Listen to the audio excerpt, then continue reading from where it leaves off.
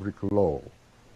I have to say, Professor, that I'm profoundly honored and exceedingly humbled to have the opportunity to host you on this special edition of Straight Talk Africa. Thank you very much, Shaka. You are yourself an icon in the African journalism scene, and I'm very glad that you've given me the opportunity to share my thoughts with you this evening in East Africa and this morning in the United States of America. Profoundly honored for your compliments and support, Professor Lumumba. Thank you. Really, let me register on behalf of Straight Talk Africa and Shaka Extra Time. I would like to extend our profound, heartfelt condolences on the passing away of President John Pombe Magufuli of Tanzania, a man that you so admired very much. That is fit and appropriate that we really appreciate and almost venerate a man who within 5 years has made such an impact not only in the United Republic of Tanzania, but in the continent of Africa, and one dare say the world. Briefly, what kind of man was he really? What made him tick for you? Magufuli must be understood in the context of his history as a student of Mwalimu Julius Kambarage Nyerere. He served fundamentally after the Ali Nyerere regime, but he is a cadre of the Chama cha Mapinduzi, and you and me know that Chama cha Mapinduzi is a political party that has a culture and philosophy. And to the extent that he grew up within that culture, one must say that there is some Nyerereism in them. And one may ask, what is Nyerereism? Nyerereism, from where I sit, means the appreciation that an African must have self-esteem, that an African must believe that Africa can solve our problems. An African must believe that the resources of the continent should be utilized for the benefit of the continent, and in a narrower way, that if one is a Tanzanian, one must use one's position for the general good. That is how I understand Magufuli, and he is a go-getter. That's why he had the moniker, the bulldozer, when he was in charge of the road sector in Tanzania. The bulldozer, indeed. How do you respond to some who were not as impressed by him as you were, who, as a matter of fact, in their words, not mine, regard him as an autocrat? There is a sense in which it's very easy to label.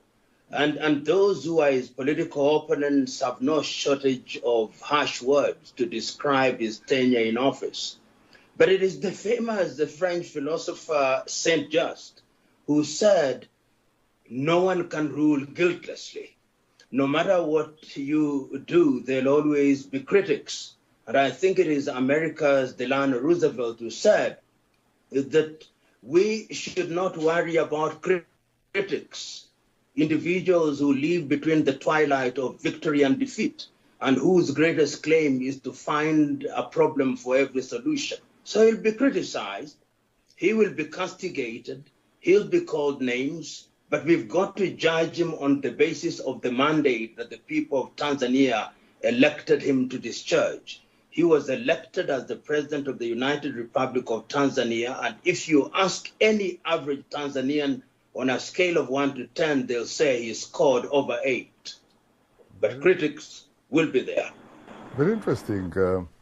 If you were to talk to us from the deepest, better part of the bottom of your Kenyan heart and soul, what made President Magufuli really tick? What was his vision think? My view is this was an individual who found himself through very serendipitous circumstances, if you may, as the president of the Republic of Tanzania. He was not the obvious choice during the delegates' meeting, and he told me this himself. And he finds himself in that position, and he was animated by the desire to do good. He was animated by the desire to ensure that the legacy bequeathed to him by his predecessors and the founding father of the nation was to be given impetus. And he therefore went about his duties with a sense of urgency, with a sense, some may say, a sense of impatience, with a sense of dignity, with a sense of seeking to achieve that which he was called to do. And he did it in a manner that did ruffle feathers. He made quite a number of people uncomfortable, and one may say that he was a humanist, a man who was hungry to ensure that his people's lives changed for the better. It is therefore not lost on me that during his short tenure of 5 years, not a single sector of the Tanzanian economy has not been positively touched. And in that regard, he was bound to ruffle feathers, particularly from the neo-colonizers, and I'm using this word very guardedly, who thought that his administration was business as usual, would continue to reap and benefit from the mining sector, from the agricultural sector, from the infrastructure sector. He annoyed many. And remember that he also came at a time when the Tanzanian opposition was beginning to grow wings. And typical with many African oppositions, the agenda is to oppose everything and to propose nothing. And he had to confront those people in a very robust manner. Sometimes they thought that he was a little bit intolerant, and that is going to be debated by historians going forward. Talking about the opposition and talking about allegations that he was perhaps intolerant, what about some of his critics who said, yes, Tanzania may have adopted the multi-party system in the 1990s, but that up to date, Tanzania functions on a template on one-party state. You know, there may be merit in that kind of assertion, but let us ask ourselves, what have the opposition parties done to ensure that they have their tentacles spread around Tanzania? You are dealing with the Chama cha Mapinduzi, which was formed out of Afro-Shirazi and TANU, that has been on the political scene since independence. And therefore, if you want to dislodge it, it takes a lot more than ramping up the emotions of young people in urban areas. We are talking about a country that is 80% rural. And for that reason, sometimes the opposition confuses the adulation, the apparent adulation that they get in urban areas where there is unemployment for popularity. But when the chips are down, this is a party that has deep tentacles, and the opposition parties must blame themselves. In fact, I think one of the Benjamin William Mkapa did at one time tell the opposition in Tanzania, you are not going to be a credible opposition party until you are able to get into the hearts and minds of Tanzania, which heart and mind has been occupied by Chama cha Mapinduzi for decades. So the opposition must really examine how they approach the issue of dealing with a party as old as CCM. As we see, if you permit me a little comparison, as you see in South Africa with ANC, as you see in Namibia with SWAPO, as you see in Angola with MPLA, as you see in Mozambique with Frelimo. It is not easy. As you see in Rwanda with RPF, as you see in Uganda with NRM, which are much younger parties. We spoke to one of the major Tanzanian opposition politicians, Tundulissu, a man who, during the last election, competed for the presidency. He was not that very complimentary. You and I know, of course, that he lives in exile in Belgium, a country that he once called home. How do you react to his allegations, for example? I know Tundulissu is my professional colleague. I respect him. I think the last time I met Tundulissu was at a conference in Victoria Falls in Zimbabwe, and we had a short conversation. I sympathized with him that he was the victim of a shooting in Tanzania, but I've listened to some of his comments, and they are very uncharitable. In an African setting, you cannot have enmity with a person who is sick. You cannot have enmity with a person who is dead. That is the African tradition.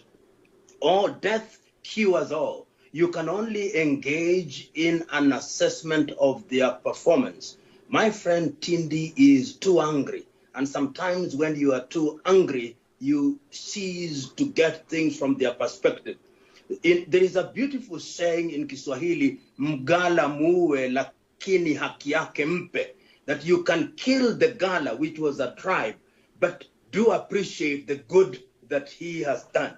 There is a sense in which if you choose to dismiss President Magufuli wholesale, then you lose even those opponents. But what is wrong with selection? Let me just confront the question that way. You've got to start somewhere. And you start by selecting individuals who bear the greatest responsibility. Ultimately, they will belong to some opposition party or belong somewhere. But the fact that you are fighting it and you have started somewhere does not mean that that is the end of it. And if it is true that the individuals who are targets were engaged in corruption, why not? So that argument is one that is dead on arrival, is one that is used everywhere where the fight against corruption is mounted. But let us look at the results. I had the opportunity of having a one-on-one conversation with President John Joseph Pombe Magufuli in Dar es Salaam. And he gave me this example, which permit me to give. That when he was closing, his administration ordered the closure of all forex bureaus, he received flack. And he gave me an example that there was one forex bureau whose equipment was seized, and their documents showed that they had only received 40 billion Tanzanian shillings. When they went into their equipment during the relevant year, they had actually transacted 1 trillion Tanzanian shillings. In other words, sometimes to deal with this grand theft, which my friend Boima Fanbule of Liberia calls theft on an industrial scale, you've got to move and move firmly, and you'll be called names, you'll be told you are selective. But in my view, as long as the job is being done, it is Martin Luther King Jr. Shaka who once famously said that if you listen to every criticism that is directed against you in the fight against that which is good and just, you would never do anything except respond to criticism. The choice is yours when you're in a position of power. And sometimes, and you have been in a position of authority, when you are in a position of authority of whatever kind, you must be sensitive, empathetic, and compassionate, but sometimes you've got to be measuredly ruthless. And I'm using the word ruthless very guardedly, because there are people who are quick to latch on. You see, you hear, he's saying people can be ruthless. I'm using it very guardedly, and I ought to be understood contextually. Quoting, of course, the great Martin Luther King Jr., he also once said that injustice anywhere is a threat to justice everywhere. Correct. What about the fact, for example, that Magufuli is accused for singling out his neighborhood of Chato for development over and above other areas in Tanzania?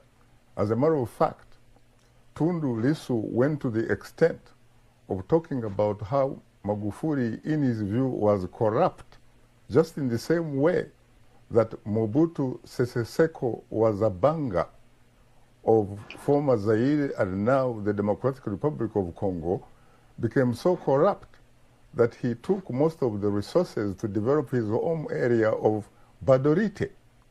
He even further went to give an example of the Ivorian founding president, Houphouët-Boigny, a man, of course, as you know, has the reputation of having built a Catholic basilica in Yamoussoukro for more than $200 million from the state coffers, which he said was from his pockets.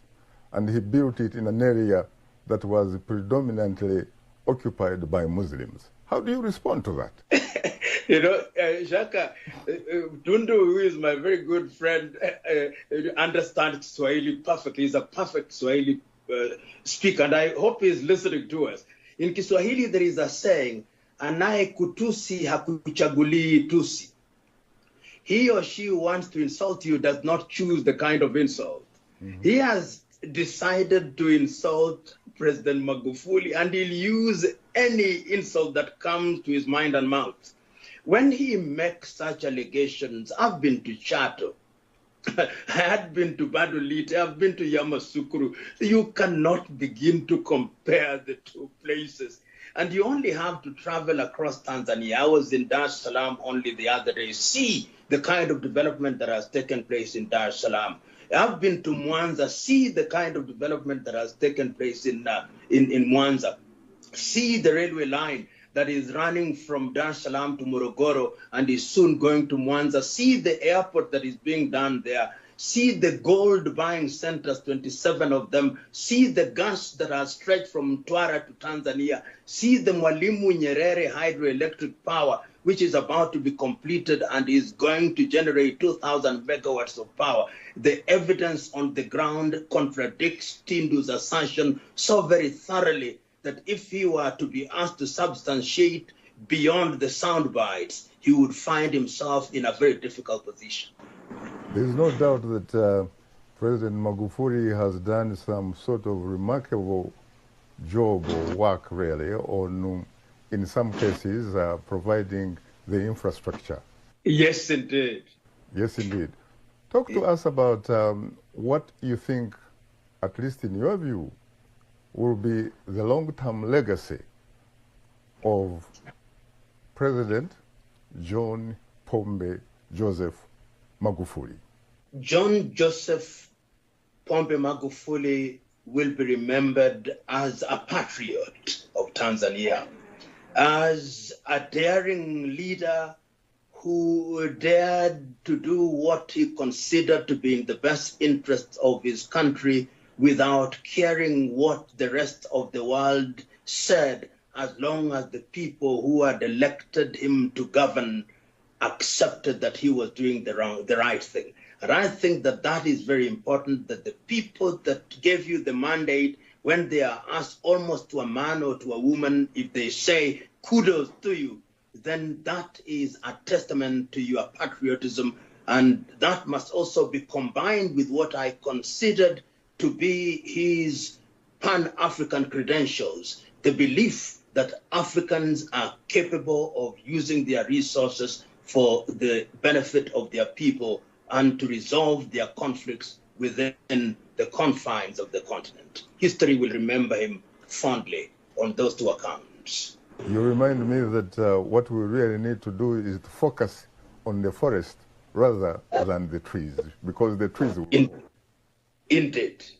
Well, Indeed. On that note, Professor Lumumba, I have to say once again that I am profoundly honored and exceedingly humbled to have had the opportunity to interact with you. Thank you very, very much, sir. Thank you very much, and I wish you a good day.